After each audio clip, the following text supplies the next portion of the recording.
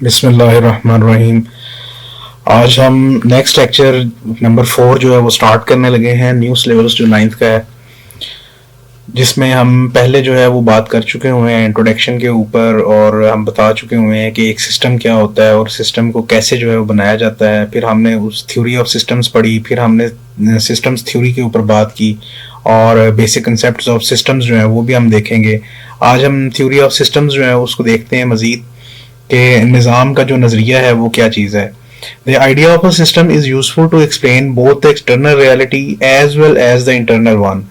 An information system is simply an organized set of components that are coordinated to perform a designated function. All components of the system are in some way related to each other, and the functioning of the other component enhance the operations of the system. نظام کا جو تصور ہے وہ بیرونی حقیقت کے ساتھ ساتھ اندرونی حقیقت کو بھی سمجھانے کے لیے مفید ثابت ہوتا ہے.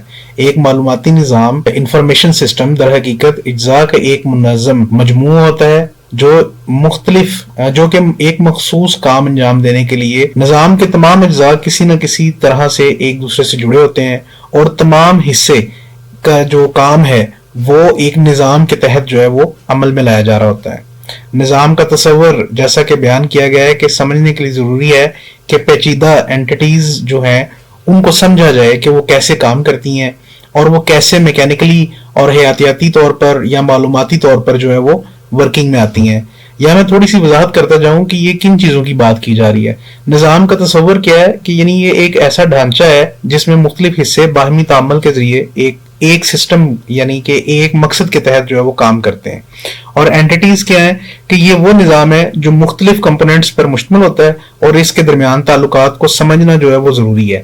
جیسے ریم، پروسیسر، ہارڈ ڈسک، سی پی یو، ان تمام کا آپس میں جو ہے وہ ایک کنسیپٹ ہے، یعنی کہ یہ آپس میں مل کر کام کرتے ہیں.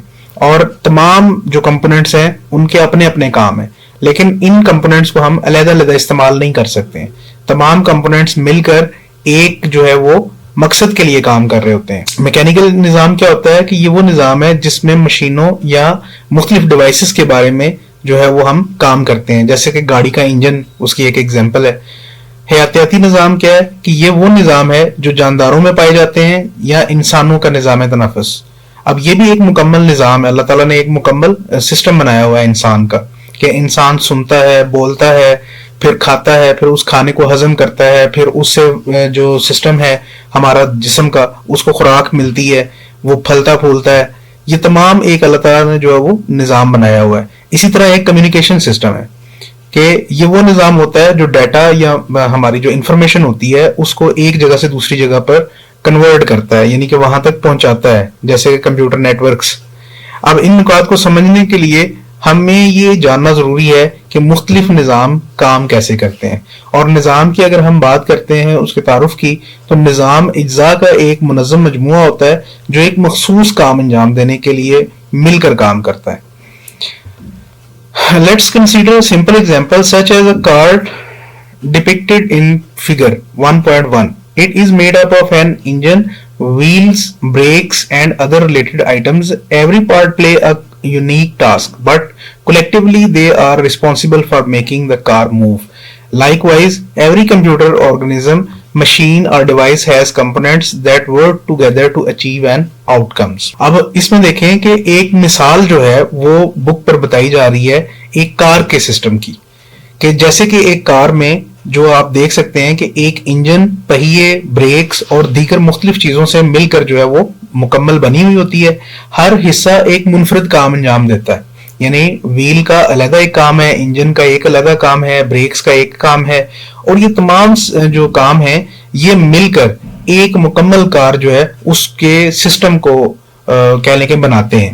اسی طرح ہر کمپیوٹر جاندار، مشین یا ڈیوائسز ایسے اجزاء ہوتے ہیں جو ایک مقصد حاصل کرنے کے لیے مل کر کام کرتے ہیں. یہ ایگزامپل ہم ابھی جس کی بات کر رہے تھے کہ ہمارے پاس جو ہے وہ ایک نظام ہے کار کا، جس کو پکچر میں دکھایا جا رہا ہے مکمل تفصیل کے ساتھ، کہ یہ جو سسٹم ہے اس کے اندر بیٹری ہے، چارجر ہے، فیول سٹوریج ہے، لائٹ ویٹنگ مٹیریلز ہیں، اس کے بعد انجن ہے، ریڈیٹر ہے، الیکٹرک موٹر ہے، پاور الیکٹرانکس ہے.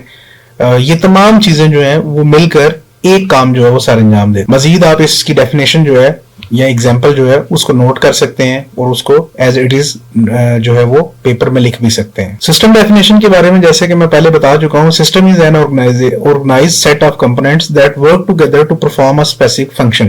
نظام اجزاء کا ایک منظم مجموعہ ہوتا ہے, ایک مخصوص کام انجام دینے کے لیے مل کر یہ کام کرتا ہے. The components are interrelated, meaning that the operations of one component affect the operation of others.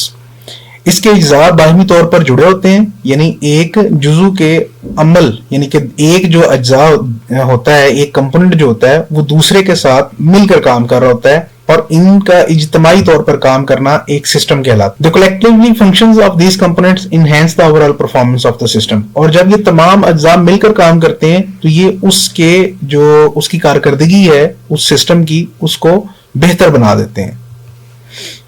اب ہم ایکسرسائز کے کچھ ایم سی کیوز ہیں وہ دیکھ لیتے ہیں, اور اس کے بعد یہی ٹاپک جو ہم نے پڑھا تھیوری آف سسٹمز, اس سے ریلیٹڈ جو انفارمیشن ہے اس کے ہم نے ایم سی کیوز خود سے بنائے ہیں, وہ بھی ساتھ ہم ڈسکس کر دیں گے.